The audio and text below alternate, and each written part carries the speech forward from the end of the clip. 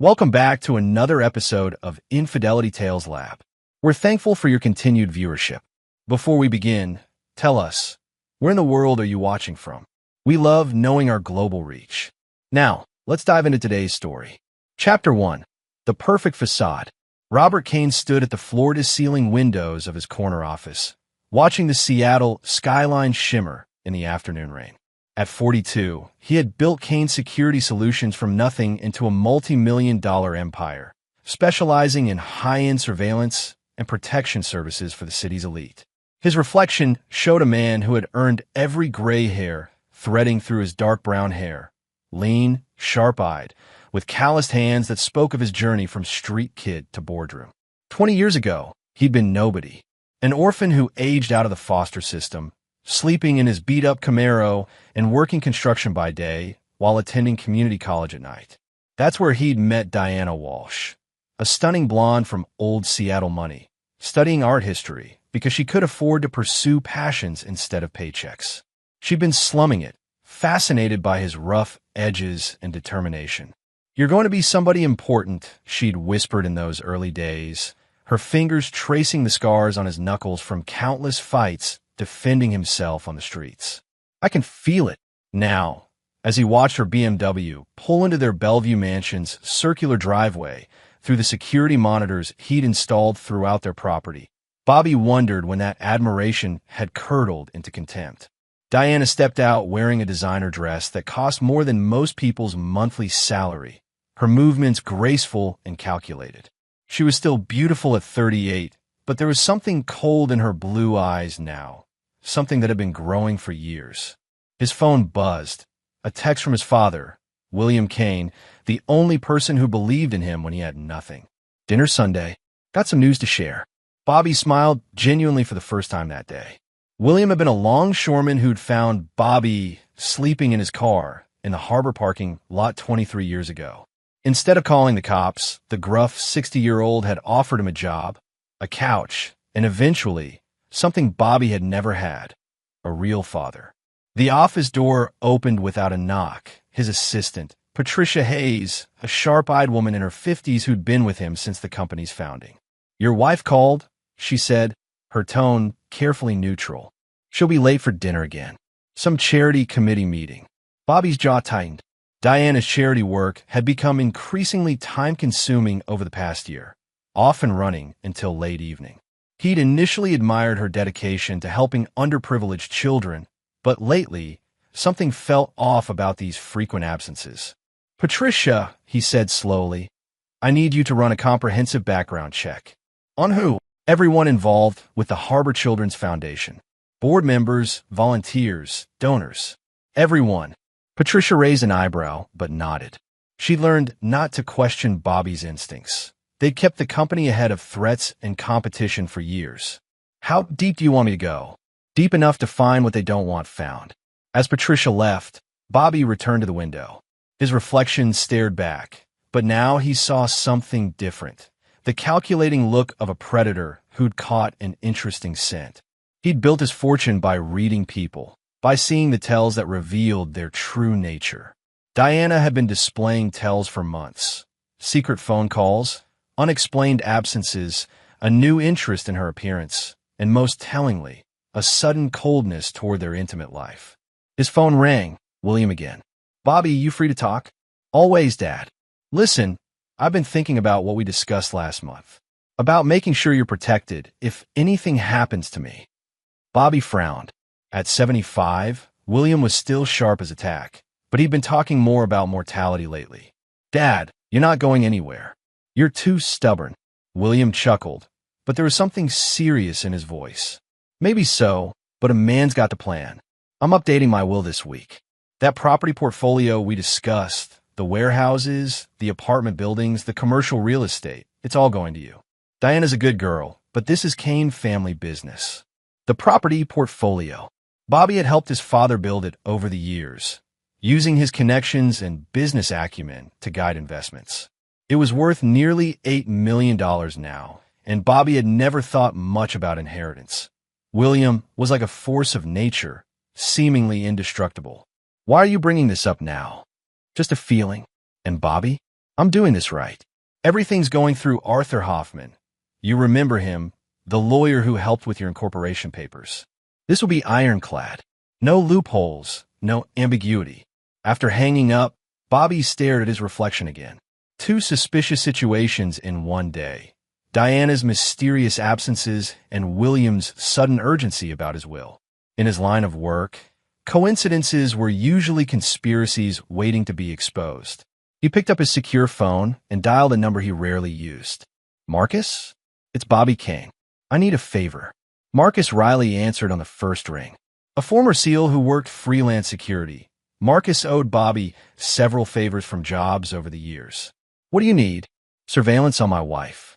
Full package, GPS tracking, phone monitoring, the works. Can you handle it quietly? How quietly? Ghost protocol. If she's doing what I think she's doing, I don't want her to know I know until I'm ready to act. Consider it done. When do you want to start? Bobby watched Diana's BMW disappear down the street toward another late charity meeting. Tonight. Chapter 2. The Truth Unveiled.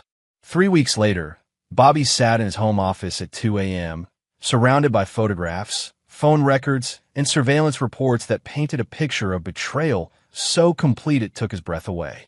Marcus had delivered everything. Location data, recorded conversations, even video footage that left no room for interpretation. Diana wasn't just cheating. She was conducting a full-scale affair with Trevor Mills, the 34-year-old director of the Harbor Children's Foundation. The same Trevor Mills whose background check had revealed a disturbing pattern. 3 previous relationships with married benefactors, each ending with significant financial settlements and mysterious donations to his organization. But it was worse than simple adultery.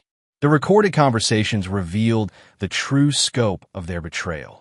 Once the old man dies, she'll inherit everything. Trevor's voice crackled through the speakers. We just need to make sure she's positioned as the grieving daughter-in-law. Bobby trusts her completely. William's been talking about updating his will, Diana replied, her voice cold and calculating. He keeps saying it's all going to Bobby, but legally, as his wife, I should have rights to community property claims. Not if it's separate property acquired before marriage. But there are ways around that, especially if Bobby were to have an accident before he can contest anything. Bobby's blood ran cold as he heard his wife, the woman he'd loved for 20 years, discussing his potential murder with casual indifference. Trevor, we can't be too obvious. Bobby's paranoid about security. He's got cameras everywhere, contacts in law enforcement. If something happens to him, people will ask questions. Then we make it look natural. Heart attack, car accident, something untraceable. I know people who specialize in that kind of problem solving. The recording continued, detailing plans that made Bobby's stomach turn. They'd been monitoring William's health, waiting for the right moment. Trevor had apparently researched untraceable poisons, discussing methods that would appear to be natural deaths for both father and son. But the final betrayal came in Diana's voice, stripped of all pretense. 20 years I've wasted playing the supportive wife to that street trash. Do you know what it's like pretending to love someone so beneath you? He thinks William saved him, but all that old man did was delay the inevitable. Bobby was born nothing, and he'll die nothing. At least this way, his death will serve a purpose. Bobby turned off the recording and stared at his hands. They weren't shaking. That surprised him. Instead, he felt a cold calm settling over him. The same feeling he'd had in those early days when bigger, stronger men had tried to break him. The difference was that now he had resources, connections, and most importantly, time to plan. His phone buzzed, a text from William. Doctor wants to run some tests. Feeling under the weather lately. Don't worry, probably just getting old. Bobby's blood turned to ice. He immediately called Marcus. I need a full medical surveillance team on my father, starting now. Someone may be trying to poison him. Jesus, Bobby. How sure are you? Sure enough to kill anyone who touches him. Within hours, Marcus had arranged for a discreet medical team to monitor William's condition while Bobby's security specialists swept the old man's apartment for toxins.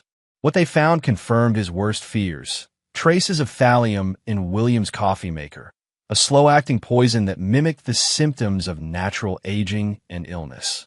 Bobby stared at the lab results, his hands finally beginning to shake with rage. They weren't just planning to kill him. They were already murdering his father. He called Arthur Hoffman, William's attorney, and arranged an emergency meeting. Arthur, a distinguished man in his 60s who'd known the Kane family for years, listened grimly as Bobby explained the situation.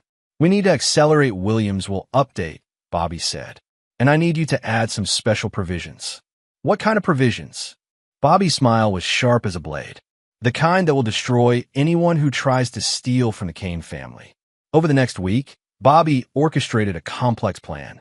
First, he had Williams' food and water supply carefully monitored and replaced, stopping the poisoning while making it appear that the old man's health was continuing to decline. Medical Confederates provided false test results showing Williams' condition as terminal, giving him perhaps weeks to live. Diana played her part perfectly, showing fake concern while secretly celebrating with Trevor. Bobby watched through hidden cameras as they discussed their timeline, how they would comfort each other through the tragic loss of William, and how they would handle Bobby's subsequent accident. The irony wasn't lost on him. Diana thought she was manipulating a street kid who'd gotten lucky. She had no idea she was playing chess with someone who'd learned to think 15 moves ahead. Meanwhile, Bobby used his security connections to build a comprehensive dossier on Trevor Mills. The man wasn't just a serial seducer of wealthy women. He was connected to a network of criminals who specialize in inheritance fraud, elder abuse, and when necessary, murder for hire.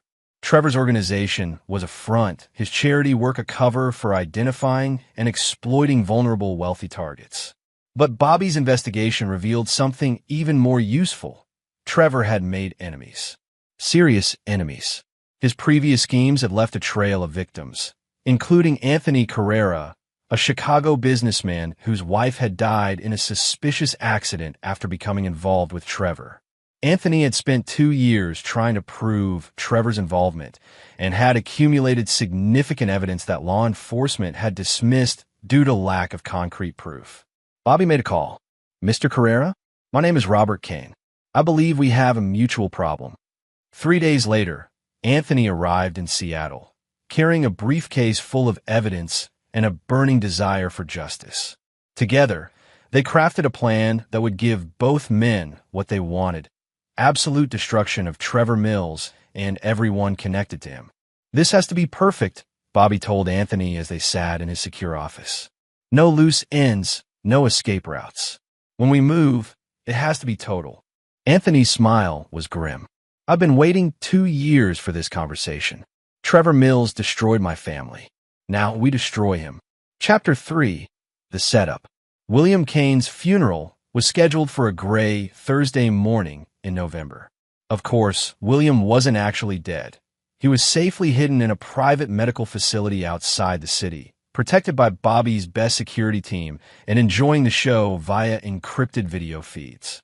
The thallium had been flushed from his system, and his health was rapidly improving, though officially he died peacefully in his sleep after a brief illness. Diana played the grieving daughter-in-law perfectly, choosing a black Armani dress that managed to be both appropriately somber and subtly seductive.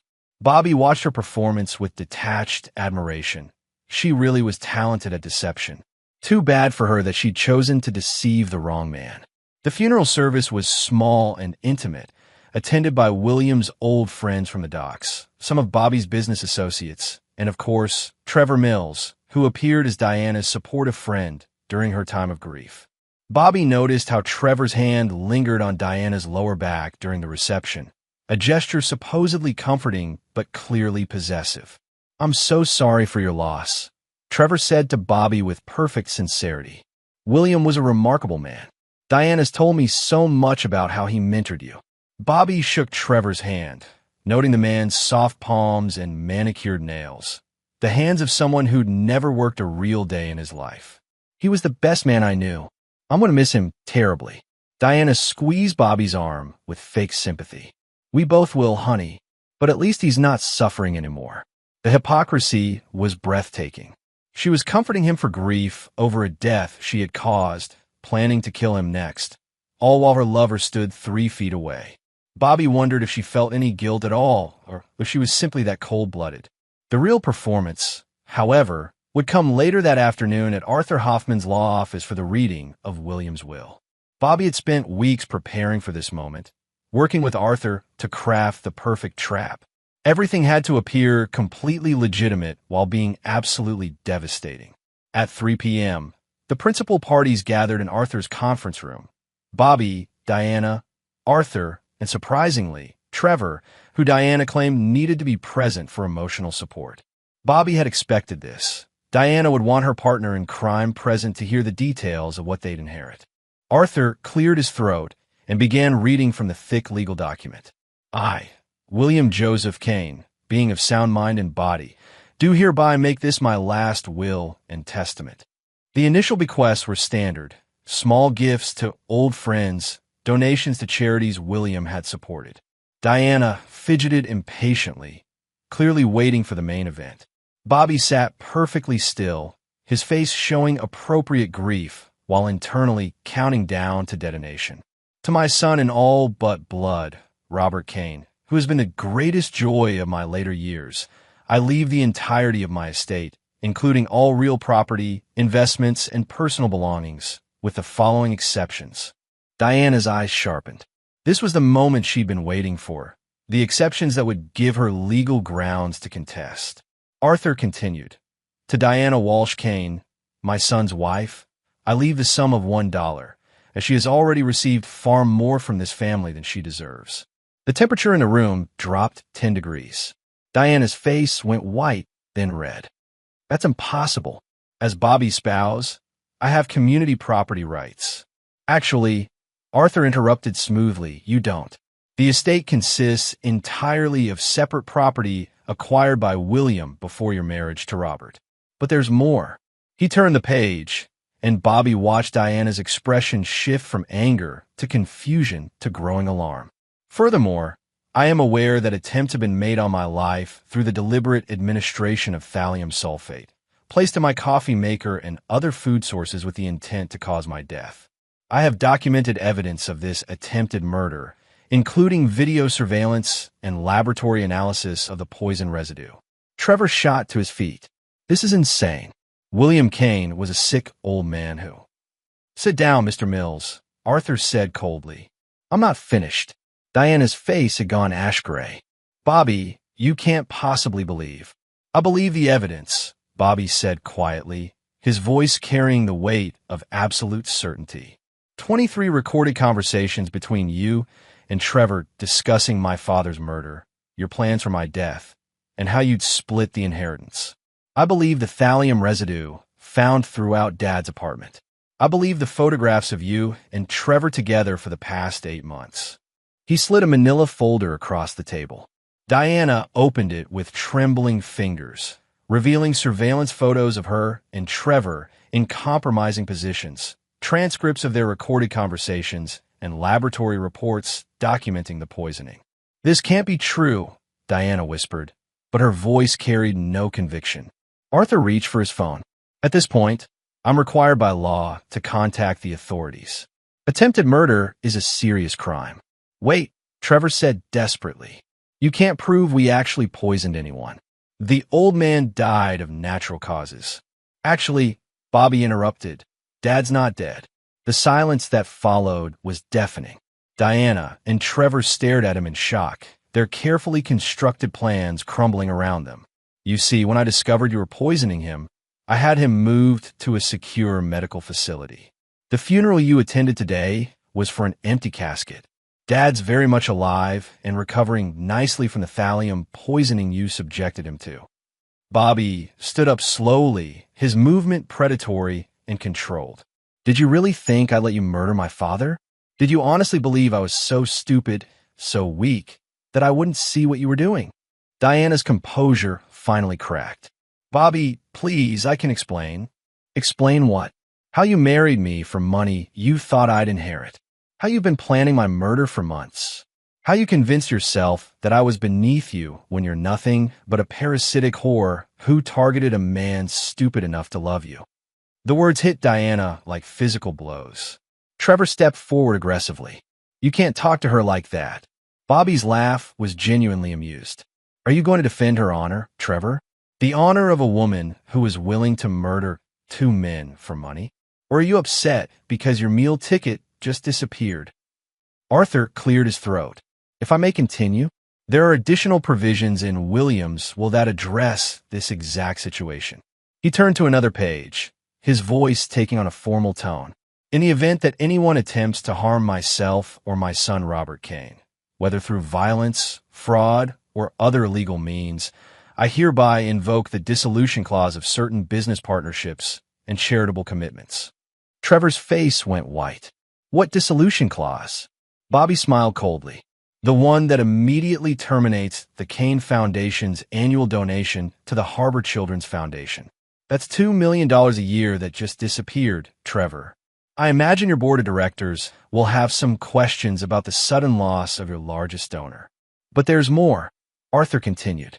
Williams will also contain specific instructions regarding evidence of criminal activity discovered during the investigation of his estate. This evidence is to be provided to law enforcement, the IRS, and relevant professional licensing boards.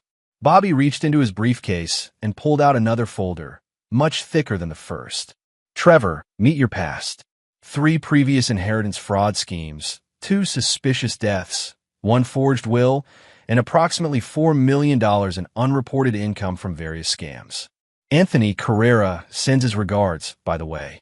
Trevor's legs gave out, and he collapsed back into his chair. The name Anthony Carrera clearly meant something to him. Probably the one victim who'd gotten away, who'd spent years building a case against him. As for you, Diana, Bobby continued, his voice now carrying the full weight of his rage, I've already filed for divorce. You'll get exactly what you deserve.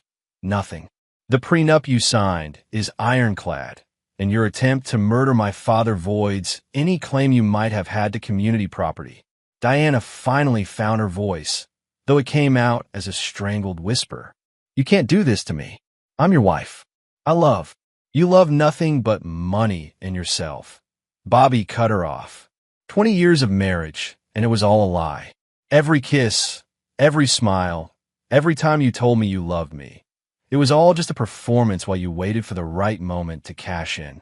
That's when the conference room door opened and Detective Ray Morrison walked in, followed by 2 uniformed officers. Bobby had worked with Ray on several cases over the years, providing security consultation for high-profile investigations. Sorry to interrupt, Ray said, though his tone suggested he wasn't sorry at all. We have warrants for the arrest of Diana Walsh Kane and Trevor Mills on charges of attempted murder, conspiracy to commit murder, and fraud. Chapter 4. The Reckoning begins. The arrests were swift and professional. Diana's hysterical protests echoed through Arthur's law office as the handcuffs clicked around her wrists, her designer heels sliding on the polished floor as she struggled against the officers. Trevor, by contrast, went quietly, his face a mask of defeated resignation. He knew exactly what evidence Bobby had compiled against him. This is a mistake, Diana screamed as they led her toward the door. Bobby, you know I would never hurt William. I love him like a father. Bobby watched impassively as his wife of 20 years was dragged away in handcuffs. He felt nothing, no satisfaction, no regret, just cold emptiness where love used to live. Arthur closed his briefcase with a satisfied click. The divorce papers will be filed tomorrow morning. Given the criminal charges, we can fast-track the proceedings. Diana will be fighting for her freedom, not your assets. Detective Morrison lingered after the uniforms had taken Diana and Trevor away. Hell of a thing, Bobby. 20 years of marriage, and she was planning to kill you both. Not planning, Ray. Actively trying. If I hadn't caught it when I did, Dad would be dead within the week, and I wouldn't have been far behind. The evidence you provided is solid. Phone records, surveillance footage, the poison residue. It's enough to put them away for decades. But I have to ask, how long did you know? Bobby considered the question.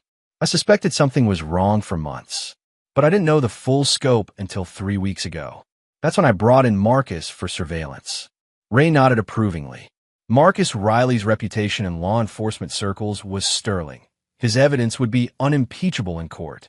What about the old man? When can we interview him? Dad's recovering at a private facility. The doctors say he'll be fully detoxified within another week. He's eager to testify. After Ray left, Bobby found himself alone in the conference room with Arthur.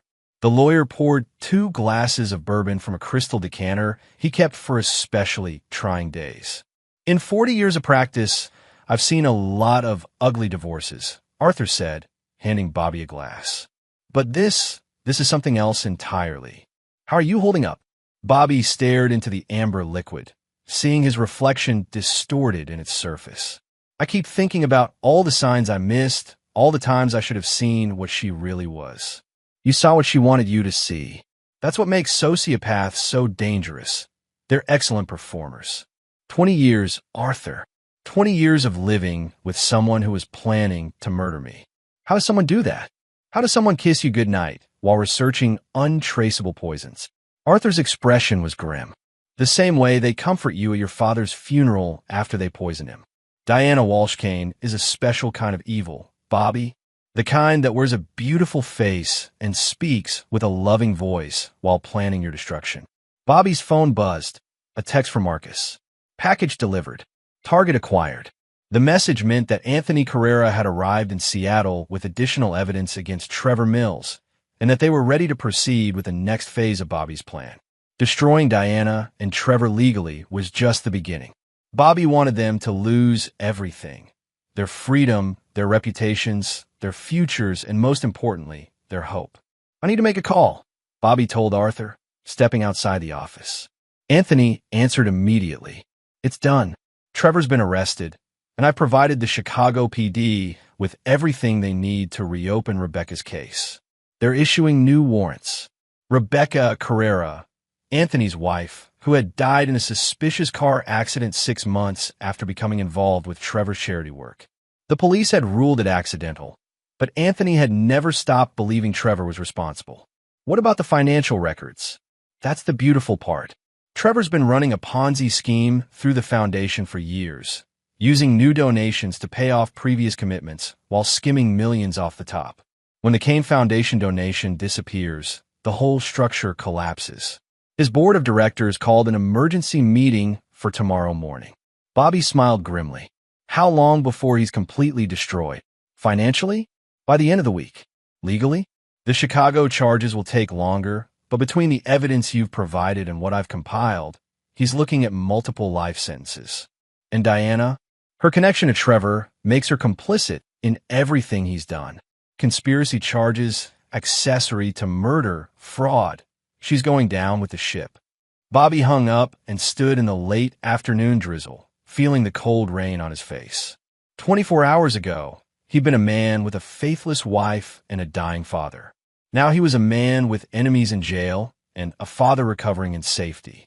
The transformation should have felt more satisfying. His phone rang. William calling from the secure medical facility. Bobby? I watched the whole thing on the video feed. You did good, son. How are you feeling, Dad? Stronger, every day. The doctors say I'll be back to full health within a month. But that's not why I'm calling. William's voice carried a weight Bobby hadn't heard before. I want you to know that what Diana said about me never liking you. That was the biggest lie of all. You saved my life, Bobby. Not just today, but 23 years ago when you let me become your father. Bobby felt his throat tighten. Dad, let me finish. I was a lonely old man heading toward a bitter end when I found you sleeping in that car. You gave me purpose, pride, a reason to build something worth leaving behind. Diana could never understand that because she never understood what real family means. She fooled me for 20 years. No, son, you fooled yourself for 20 years because you wanted to believe in the family you'd created. That's not weakness, that's hope. And hope is what separates men like us from parasites like her. After ending the call, Bobby drove through the Seattle streets, past the neighborhoods where he'd grown up rough, past the harbor where William had found him, past the mansion where Diana had played loving wife while planning his murder. The city looked different now, as if the rain had washed away illusions he hadn't realized were clouding his vision. By the time he reached his office, Marcus was waiting with updates from the ongoing surveillance of Diana and Trevor's known associates.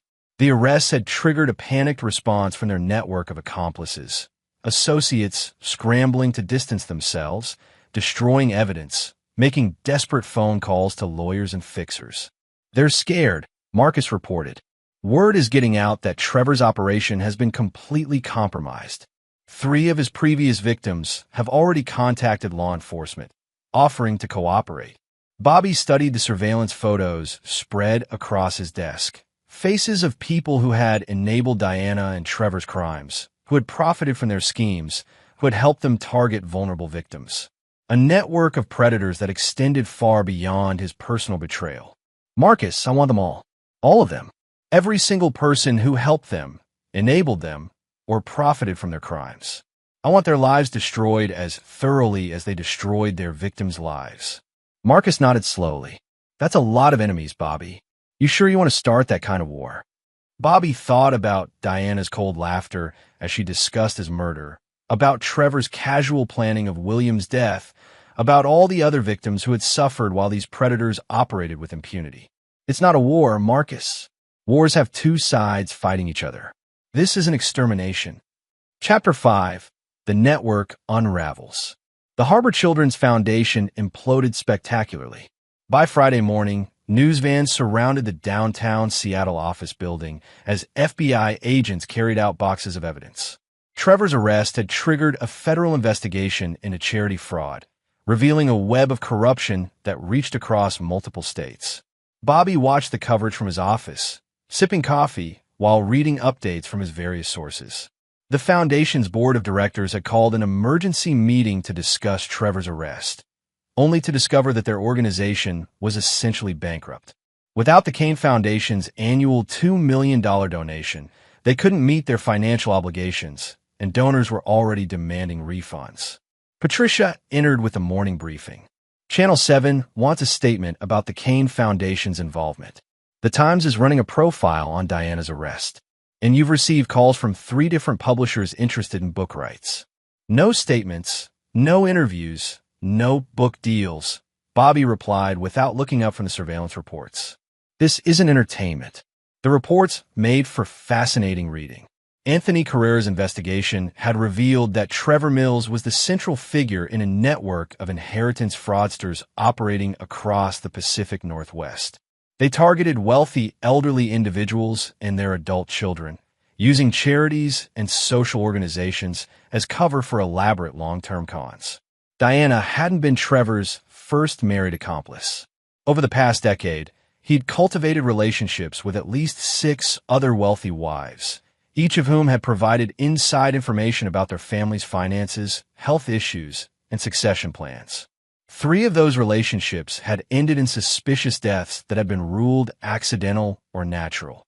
But the most disturbing discovery was the systematic nature of their operation. Trevor's charity work had given him access to detailed financial information about Seattle's wealthiest families. He'd used this information to identify targets, research their vulnerabilities, and plan elaborate schemes to steal their assets. Bobby's phone buzzed, a call for Detective Morrison. "We've got a problem, Bobby. Diana's lawyer is claiming she was coerced by Trevor, that she was a victim of psychological manipulation and abuse." "What kind of problem?" "The kind where she might get a reduced sentence by testifying against Trevor and his network. The DA's office is considering a plea deal."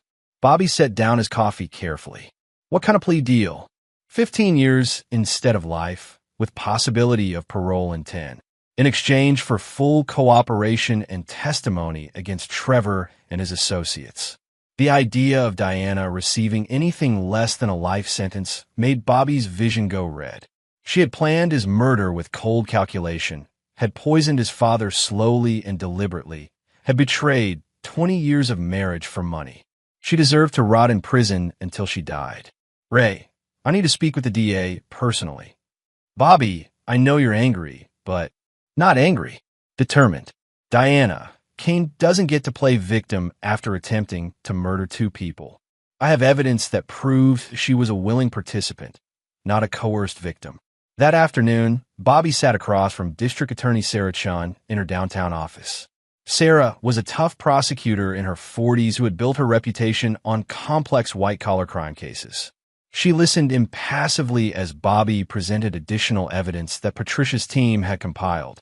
These financial records show Diana's independent research into inheritance law, estate planning, and community property rights. Bobby explained, spreading documents across Sarah's desk. This isn't the behavior of a manipulated victim. This is the behavior of someone planning a heist. Sarah examined the evidence, printed emails, browser history, library checkout records showing Diana had spent months researching legal strategies for contesting wills and claiming inheritance rights. She also made 3 separate inquiries to private investigators about surveillance countermeasures. Bobby continued. She was actively planning to avoid detection, not passively following Trevor's orders. This is comprehensive, Sarah admitted. But her attorney is arguing that she was psychologically manipulated over a long period, that Trevor isolated her from friends and family, made her dependent on his approval. Bobby laughed bitterly. Isolated from friends and family? She was having weekly lunches with her book club, monthly dinners with her college sorority sisters, and spent Christmas with her parents in Portland. Trevor didn't isolate her. He recruited her. Sarah leaned back in her chair, studying Bobby's face. You want her to get the maximum sentence. I want her to get what she deserves. She planned to murder my father and me for money, Sarah. She researched untraceable poisons, discussed methods of making our deaths look accidental, and celebrated our anticipated suffering. That's not manipulation. That's malice. What about Trevor's network? We could use her testimony to bring down a larger criminal organization. You don't need her testimony. Anthony Carrera has been building a case against Trevor for 2 years. He has evidence, witnesses, and documentation of previous crimes. I can provide financial records that show the full scope of their fraud network. Diana's cooperation isn't necessary for prosecution. Sarah considered this, flipping through the evidence files. You've been thorough. I've been motivated. 2 hours later, Bobby left the DA's office with Sarah's commitment to reject any plea deal for Diana. She would face trial for attempted murder, conspiracy to commit murder, and fraud, charges that carried a potential life sentence without parole. But Bobby wasn't finished. The network that had enabled Diana and Trevor's crimes extended beyond their immediate circle. The Foundation's board of directors had either been criminally negligent or actively complicit in the fraud. The social workers who had provided them with confidential information about vulnerable elderly clients had violated professional ethics and enabled elder abuse. The private investigators who had helped them research targets had operated outside legal boundaries. Bobby wanted them all held accountable. That evening, he met with Marcus and Anthony at a secure location, a private dining room in a hotel that Bobby's company regularly swept for surveillance devices. The 3 men sat around a polished conference table, surrounded by files, photographs, and digital evidence that represented months of investigation. Trevor's talking, Anthony reported. Not cooperating, just talking. Trying to minimize his involvement, claiming he was manipulated by Diana. Marcus snorted. Both of them are pointing fingers at each other. Classic criminal behavior when the partnership falls apart. Bobby studied surveillance photos of the Foundation's board members, wealthy socialites who had provided legitimacy to Trevor's operation while either ignoring or actively concealing evidence of fraud. What about the board? That's where it gets interesting, Anthony said. 3 of the board members received significant kickbacks disguised as consulting fees. They knew the Foundation was being used to launder money and identify targets. And the others? Willfully ignorant. They wanted the social status of charity board membership without the responsibility of actual oversight. Bobby made a decision that would have far-reaching consequences. I want them all exposed. Board members, complicit social workers, corrupt investigators. Everyone who enabled this network needs to face consequences. That's a lot of powerful people, Marcus warned. Some of them have serious political connections. Then they should have been more careful about who they associated with. Anthony leaned forward. What exactly are you proposing? Bobby's smile was sharp and cold. Total warfare. We destroy their reputations, their careers, their social standing, and their freedom. Every single person who profited from or enabled these crimes faces complete destruction. That's not justice, Bobby. That's revenge. Sometimes they're the same thing. Chapter 6. The War Begins. The first casualty was Dr. Margaret Foster, a prominent geriatrician who had provided Trevor with confidential information about her elderly patient's medical conditions, family dynamics, and financial situations. Dr. Foster had believed she was helping coordinate charitable services for vulnerable clients. She hadn't realized she was enabling a criminal network to identify and target victims.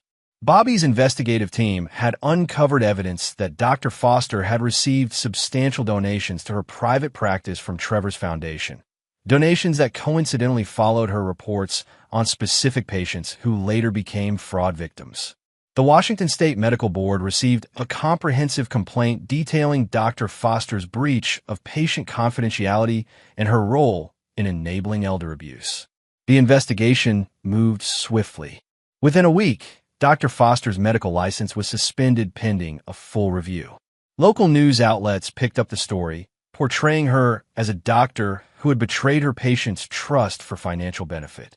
Her practice collapsed as patients fled and malpractice lawsuits were filed by families of Trevor's victims.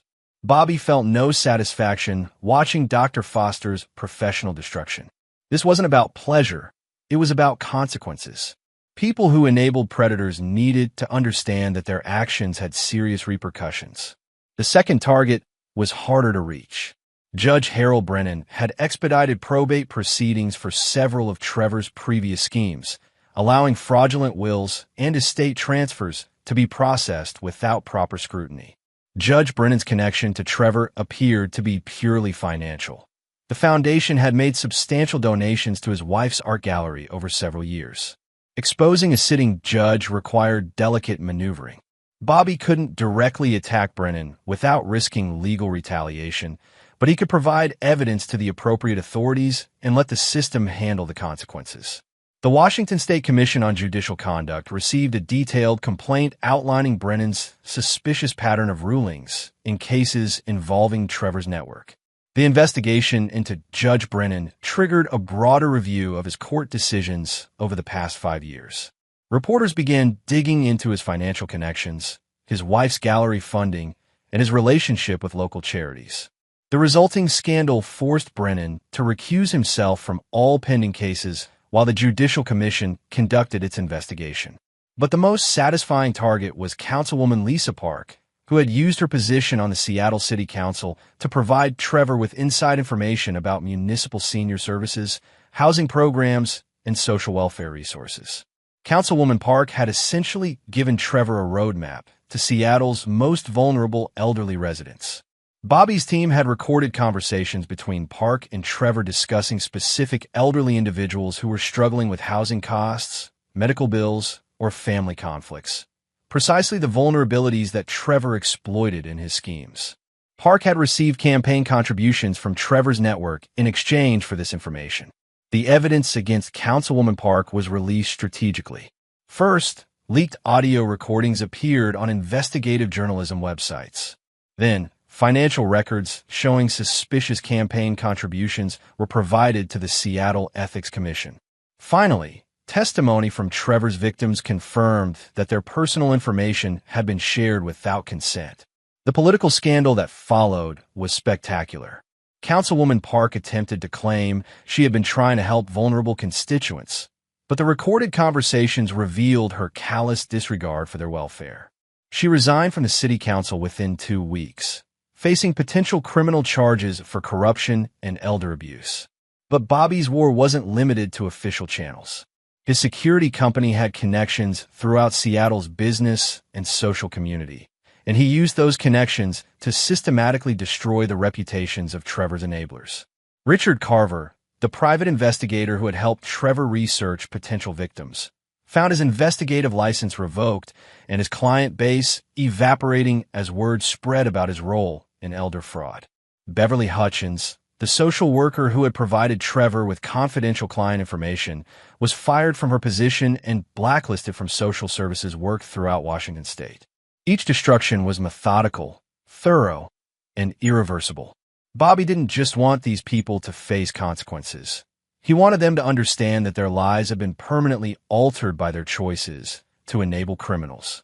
The psychological impact was devastating.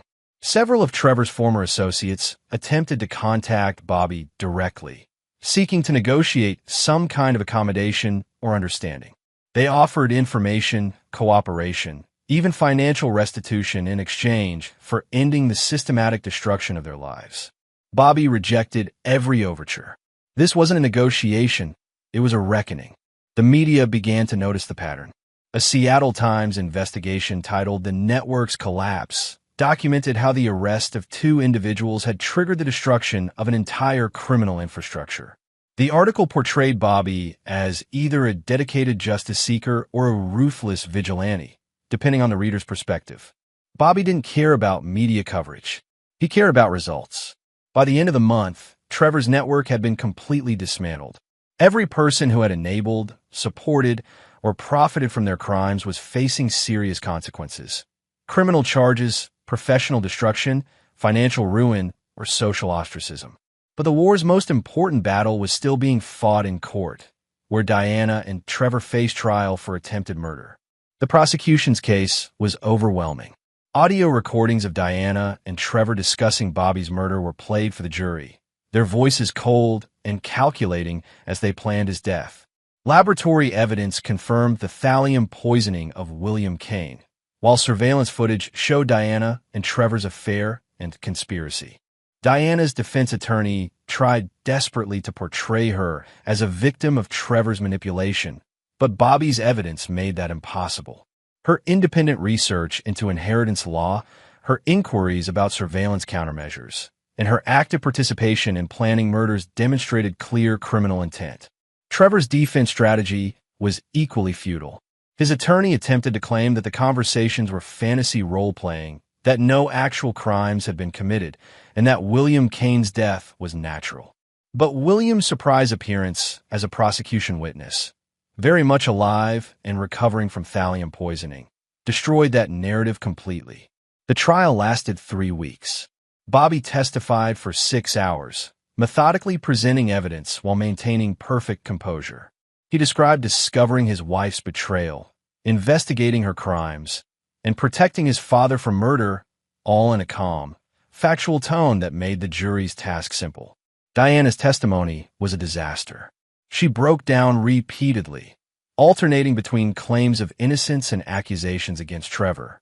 Her performance convinced no one, especially when audio recordings of her voice were played immediately after her denials. Trevor never took the stand. His attorney recognized that any testimony would only provide additional opportunities for the prosecution to present damaging evidence. The jury deliberated for less than 4 hours. Guilty on all counts. Chapter 7. Justice Served. The sentencing hearing took place on a cold December morning, 8 months after William Kane's fake funeral had triggered the elaborate trap that destroyed Diana and Trevor's network. Bobby sat in the courtroom's front row, wearing the same black suit he'd worn to his father's memorial service, watching as the woman who had planned his murder learned her fate. Diana looked haggard after months in jail awaiting trial. Her designer wardrobe had been replaced by an orange jumpsuit, her perfect makeup and styling abandoned for the harsh reality of incarceration. She'd aged years and months, and Bobby felt no sympathy for her transformation. Judge Patricia Wong reviewed the sentencing guidelines with methodical precision. Diana Walsh Kane faced charges of attempted murder in the first degree, conspiracy to commit murder, elder abuse, and fraud. The prosecution had recommended life imprisonment without possibility of parole. Mrs. Kane, Judge Wong said, her voice carrying the weight of absolute authority, "You have been convicted of attempting to murder your husband's adoptive father through systematic poisoning, planning the subsequent murder of your husband, and defrauding victims through an elaborate criminal conspiracy." Diana's attorney made a final plea for mercy, arguing that his client had been manipulated by Trevor Mills and deserved consideration for her previously clean record. The argument fell flat. The jury had heard Diana's recorded voice planning murders with cold calculation. The court finds that Mrs. Kane was not a victim of manipulation, but an active and willing participant in a criminal enterprise that showed callous disregard for human life. Judge Wong continued. The premeditated nature of these crimes, combined with the defendant's clear intent to commit additional murders warrants the maximum sentence allowed by law. Diana Walsh Kane, you are hereby sentenced to life imprisonment without possibility of parole. Diana's legs gave out, and she collapsed in her chair, sobbing hysterically. Her parents, sitting in the gallery, wept openly as they watched their daughter receive what amounted to a death sentence. Bobby felt nothing. No satisfaction, no regret, just the cold certainty that justice had been served. Trevor's sentencing followed immediately. His case was more complex due to evidence of previous crimes in multiple states, but the result was identical. Life imprisonment without parole, with additional consecutive sentences for his role in other suspicious deaths. After the hearing, Bobby stood on the courthouse steps with William, who had made a full recovery from the thallium poisoning. At 75, the old man looked healthier than he had in years, his eyes bright with the satisfaction of seeing his would-be murderers face justice. "How do you feel?" William asked as they watched Diana's parents emerge from the courthouse, broken by their daughter's crimes and punishment. "Empty," Bobby admitted. "I thought I'd feel something more. Justice often feels that way. It's not about satisfaction, it's about balance." Diana and Trevor disrupted the natural order by trying to murder innocent people for money. Now the balance has been restored. Bobby nodded, understanding what his father meant.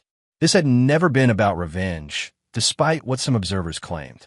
It had been about consequences, ensuring that people who chose to harm others faced appropriate punishment for their choices. Detective Morrison approached them with final updates on the broader investigation. "We've wrapped up the last of the network cases. Dr. Foster pled guilty to elder abuse and breach of confidentiality. She'll serve 2 years and lose her medical license permanently. Judge Brennan resigned and won't face criminal charges, but his judicial career is over. Councilwoman Park is looking at corruption charges and possible jail time. What about the other victims?" Bobby asked. 3 families are filing civil suits against Trevor's estate and the foundation. Anthony Carrera's evidence helped us reopen 4 suspicious death cases from the past decade. Trevor won't be tried for those. He's already serving life, but the families finally have answers. The network that had enabled Diana and Trevor's crimes had been completely dismantled. Every person who had profited from or facilitated their schemes faced serious consequences, from criminal charges to professional destruction to financial ruin. The elaborate infrastructure that had allowed them to operate for years had been permanently shattered. But Bobby's war had one final target: himself. Over the following weeks, he underwent a systematic review of his own life, searching for weaknesses and blind spots that had allowed Diana to deceive him for 20 years. He hired an independent security firm to audit his company's operations, ensuring that no other employees had access to information that could be used against him or his clients. He also began the process of completely restructuring his personal life. The Bellevue mansion where he'd lived with Diana was sold, the proceeds donated to legitimate elder abuse prevention organizations. He moved into a secure penthouse apartment downtown, closer to his office, and protected by military-grade security systems. Most importantly, he ended his emotional isolation. 4 months after Diana's arrest, Bobby had withdrawn from social contact, trusting no one and viewing every interaction as potentially deceptive. But William's guidance helped him understand that complete isolation was another form of defeat. Diana didn't just try to kill your body, William explained during one of their weekly dinners. She tried to kill your ability to trust, to love, to believe in other people. If you let her succeed in that, she wins even from prison. Bobby began reconnecting with old friends and business associates, carefully, but genuinely rebuilding social connections that Diana's betrayal had damaged. He also started dating again. Nothing serious, but enough to remind himself that not all relationships were built on deception and malice. The process was slow and sometimes painful. Bobby found himself analyzing every interaction, looking for signs of manipulation or hidden motives. But gradually, he learned to distinguish between reasonable caution and paranoid isolation. 6 months after Diana's sentencing, Bobby received an unexpected visitor at his office. Anthony Carrera had returned to Seattle, not for business, but to express his gratitude for Bobby's role in finally bringing Trevor Mills to justice. "I spent 2 years trying to prove that Trevor killed my wife," Anthony said as they sat in Bobby's secure conference room. "The police thought I was a grief-stricken husband chasing conspiracy theories. You made it possible to expose the truth." "We both wanted the same thing," Bobby replied. "Justice for our families. More than that, you showed me that sometimes the system needs help to work properly." Trevor's network operated for years because good people looked the other way or didn't dig deep enough to find the truth. Anthony's words crystallized something Bobby had been thinking about for months. His war against Diana and Trevor's network had revealed systematic weaknesses in how society protected vulnerable people from sophisticated predators. Elder abuse was often overlooked, inheritance fraud was difficult to prove, and criminal networks operated with impunity because their crimes crossed jurisdictional boundaries. "What if we could fix some of those problems?" Bobby asked. "What do you mean?" "A foundation dedicated to investigating and exposing elder abuse, inheritance fraud, and similar crimes. Staffed by former law enforcement, private investigators, and forensic accountants. Focused on cases that fall through the cracks of traditional law enforcement." Anthony's eyes lit up with interest. "Using your security company's resources?" "Using everything: resources, connections, expertise. Making it impossible for people like Trevor and Diana to operate without being caught." The Kane Foundation for Elder Protection was established 3 months later, funded by the proceeds from Bobby's divorce settlement and Diana's forfeited assets. The foundation's mission was simple: identify, investigate, and expose crimes against elderly and vulnerable adults, providing evidence to law enforcement and support to victims' families. Bobby served as the foundation's director, using his business expertise and security connections to build an effective organization. Anthony became the chief investigator, bringing his passion for justice and his extensive knowledge of inheritance fraud schemes. They recruited a team of former FBI agents, retired prosecutors, forensic accountants, and victim advocates. The Foundation's first major case involved a suspicious pattern of deaths at a Portland nursing home, where elderly residents with substantial assets were dying unexpectedly while leaving their estates to a healthcare aide who had worked at the facility for less than 6 months. The local police had dismissed family concerns, attributing the deaths to natural causes and coincidence. The Foundation's investigation revealed a sophisticated scheme involving forged wills, manipulated medications, and systematic isolation of victims from their families. Within 6 months, the healthcare aide and 3 accomplices were arrested, charged with multiple counts of murder and fraud. The case made national news, establishing the Kane Foundation as a serious force in elder protection advocacy. Requests for assistance began arriving from across the country. Families desperate for help investigating suspicious deaths, financial exploitation, and caregiver abuse. Bobby found purpose in this work that his business success had never provided. Each case represented someone's family member who deserved protection, someone's parent or grandparent who had been targeted by predators. The Foundation's success meant that fewer families would experience the betrayal and loss that he and Anthony had endured. Chapter 8. The Letter. 2 years after Diana's sentencing, Bobby received a letter from her. It arrived at his office on a Tuesday morning, forwarded through multiple law enforcement channels before reaching his desk. The envelope was thin and unmarked except for his name, written in Diana's familiar handwriting. Bobby stared at the letter for several minutes before opening it, wondering what his former wife could possibly have to say after 2 years of imprisonment.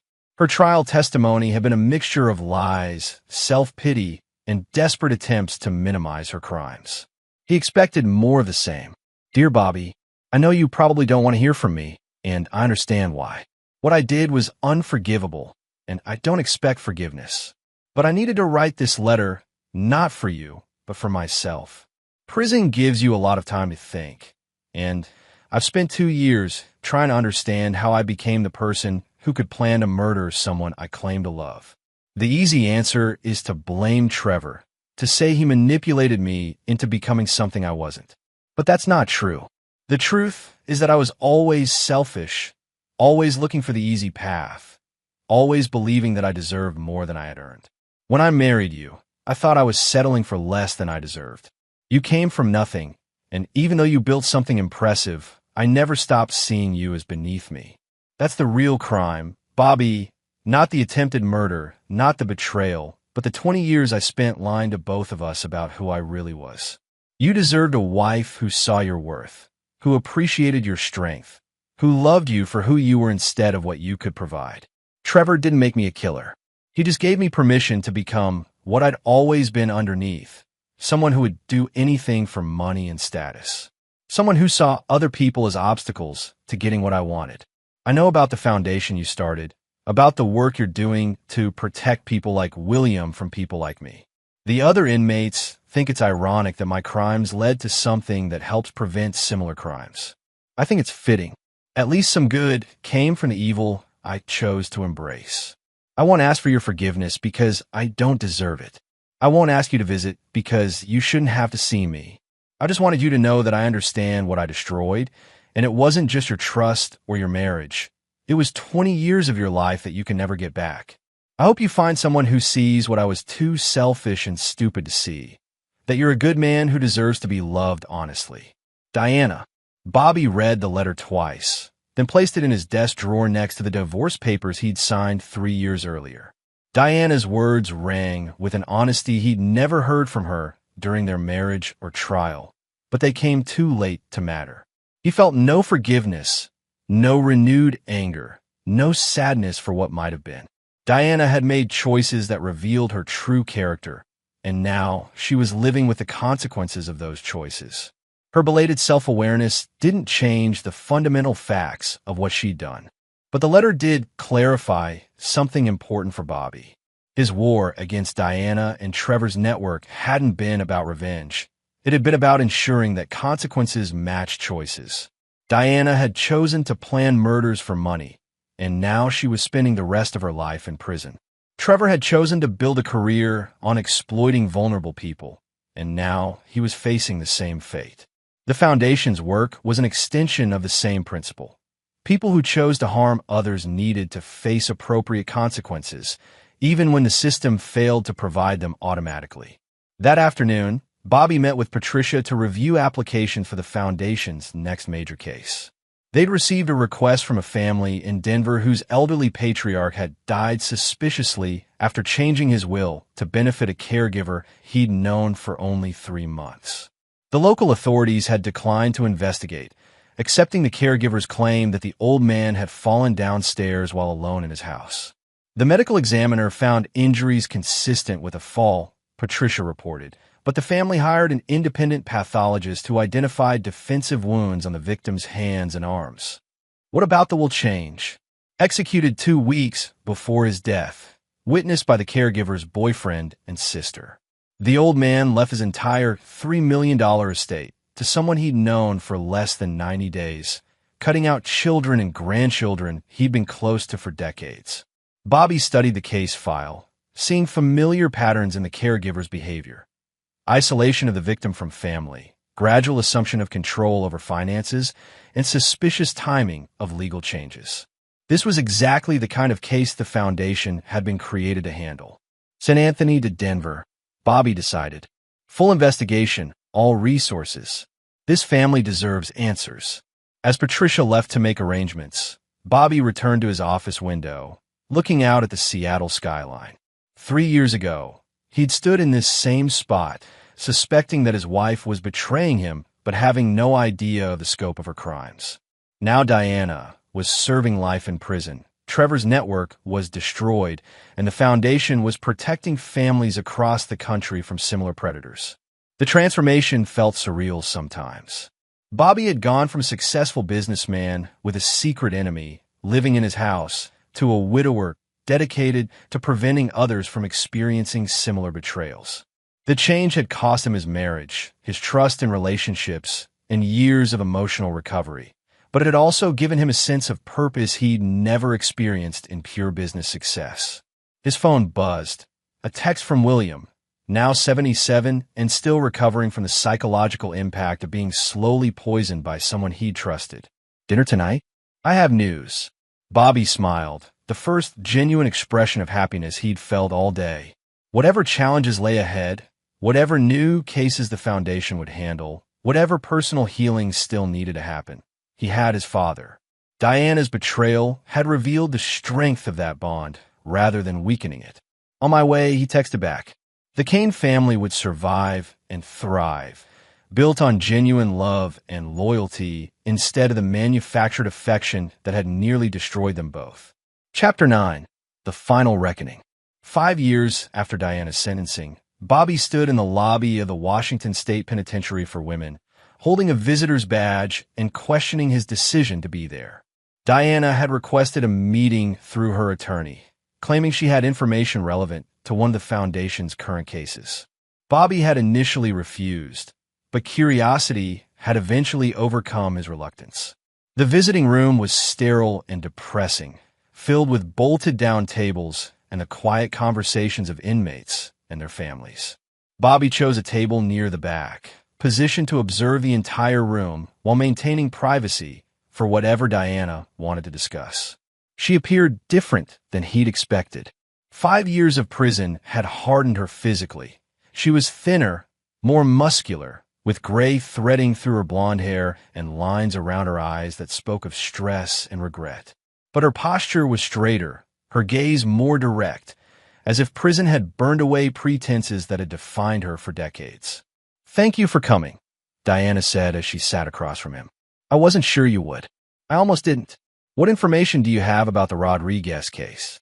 Diana had claimed knowledge about a case the Foundation was investigating in California.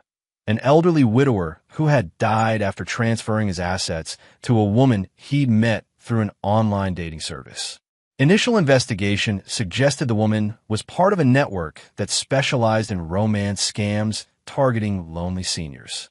Maria Santos, the woman who scammed Mr. Rodriguez. She was Trevor's protege, Diana said without preamble. He trained her for 2 years before he was arrested, taught her his methods for identifying and manipulating targets. Bobby leaned forward, his interest sharpening. "How do you know this?" "Because I helped recruit her." Trevor wanted attractive women who could play different roles depending on the target. Maria specialized in the grieving widow routine. She'd identify recently bereaved men through obituaries, then contact them through dating sites or social media, claiming to understand their loss. This was new information that could break the Rodriguez case wide open. If Maria Santos was connected to Trevor's network, she might be involved in multiple similar crimes across several states. "What else do you know about her operation?" "She works with a team, a forger who creates fake identities, a tech specialist who manages the online profiles, and a logistics coordinator who handles the financial transfers. They've been operating in California, Nevada, and Arizona for at least 3 years. Diana reached in her pocket and pulled out a folded piece of paper. Names, locations, methods. Everything I remember about how Trevor's network operated and who he trained before his arrest. Bobby examined the paper, recognizing some names from previous Foundation investigations. Diana's information could connect multiple unsolved cases across the western United States, potentially exposing a criminal network that had continued operating even after Trevor's imprisonment. "Why are you giving me this?" Bobby asked. Diana was quiet for a long moment, her hands folded on the table between them. "Because I've had 5 years to think about what I became, and I don't want other families to go through what we put you and William through." "That's not an answer." "Yes, it is. I chose to become a predator, Bobby. I chose to target someone who loved me, to plan his murder for money, to help someone else murder an innocent old man. Those weren't mistakes or momentary lapses. They were choices that revealed who I really was." Diana's voice carried a weight Bobby had never heard during their marriage. Genuine remorse mixed with clear-eyed understanding of her crimes. "I can't undo what I did," she continued. "I can't give you back 20 years of marriage built on lies, or give William back the months of slow poisoning, or restore the trust one destroyed. But I can help prevent other people from experiencing what we put you through."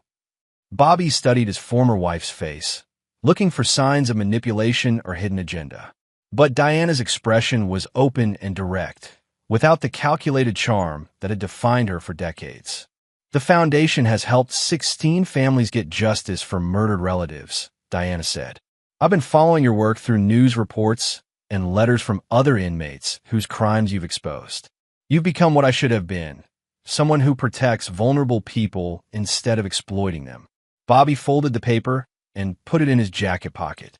This information will help us save lives. I hope so. I need to believe that some good can come from the evil I chose to embrace. They sat in silence for several minutes, both processing the strange circumstances that had brought them together. Bobby found himself studying Diana's hands, the same hands that had once caressed his face while she planned his murder, now calloused from prison work and marked by small scars from institutional life. Do you ever think about what might have been different? Diana asked quietly. You mean if you hadn't been planning to kill me? I mean if I had been different. If I had seen what you were really worth instead of focusing on what I thought I deserved.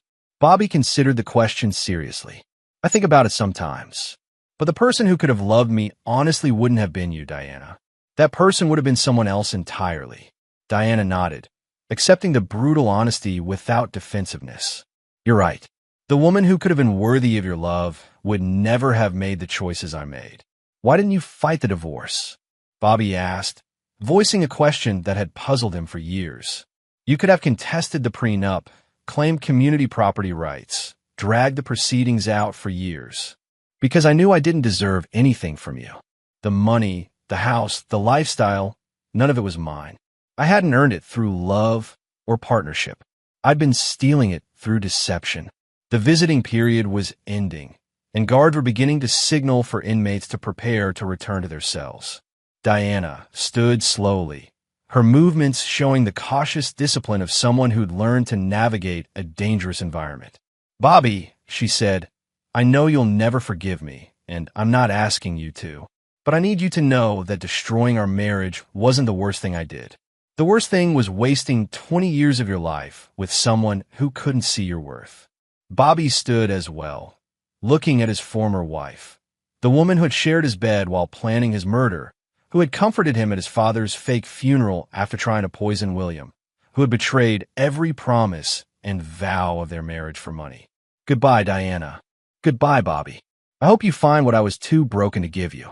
Bobby walked out of the prison into the late afternoon sunshine, feeling a sense of closure he hadn't expected. Diana's information would help the foundation solve multiple cases and protect other families from similar crimes. Her acknowledgement of what she destroyed provided a kind of ending to a story that had haunted him for 5 years. But more importantly, the meeting had confirmed something Bobby had suspected but hadn't been sure of. He was free. Diana's betrayal no longer defined him. Her crimes no longer consumed his thoughts, and her memory no longer poisoned his ability to trust and love. That evening, Bobby had dinner with William at their favorite restaurant, the same place they'd eaten the night William told him about updating his will 5 years and a lifetime ago. William was now 80, still sharp and engaged, but moving more slowly and depending more on Bobby for emotional support. How did it go? William asked after Bobby described the prison visit. Better than I expected. She gave us information that will help solve several cases, and she acknowledged what she'd done without making excuses. Do you feel any differently about her? Bobby considered the question while watching Seattle's lights reflect on the water outside the restaurant windows. I feel sorry for her, I suppose. She destroyed her own life as thoroughly as she tried to destroy ours. But I don't feel anger anymore, or betrayal, or loss. She's just someone I used to know who made choices that revealed her true character. William nodded approvingly. That's how you know you've healed. When someone who once had the power to destroy you becomes just another person whose actions have consequences. They talked about the Foundation's upcoming cases, William's health, and Bobby's tentative plans to begin dating seriously again. At 82, Bobby was ready to consider the possibility of genuine partnership with someone who could see his worth and share his values. 6 months later, Bobby stood at the altar of a small church in downtown Seattle, watching Catherine Martinez walk down the aisle toward him. Catherine was a prosecuting attorney he'd met through the Foundation's work, a brilliant, compassionate woman who understood the importance of justice and the cost of betrayal. William served as Bobby's best man, beaming with pride as his son married a woman who loved him honestly. The ceremony was small and intimate, attended by close friends and foundation colleagues who had become Bobby's chosen family. As Bobby and Catherine exchanged vows, he thought briefly about Diana, serving life in prison for crimes that had revealed the emptiness where love should have lived. Then he focused on Catherine's eyes, seeing genuine affection and respect that Diana had never felt, feeling the security of a partnership built on truth instead of deception. The Kane family had survived betrayal, attempted murder, and systematic destruction, emerging stronger and more purposeful than before.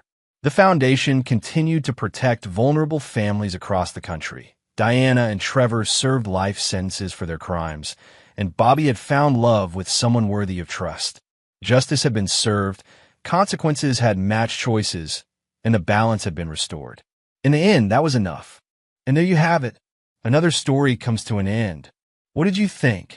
I'd love to hear your thoughts in the comments below. If you enjoy this story, consider joining our community by subscribing. It means the world to us. For more stories like this one, check out the recommended videos on screen, and I'll see you there.